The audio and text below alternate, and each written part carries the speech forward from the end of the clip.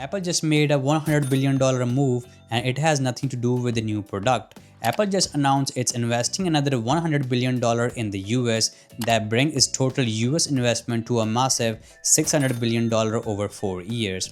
This new plan is called American Manufacturing Program. Apple wants to bring more tech production, research and development, and jobs back to the US. They will work with the big partners like Corning, Texas Instruments, Broadcom, and more.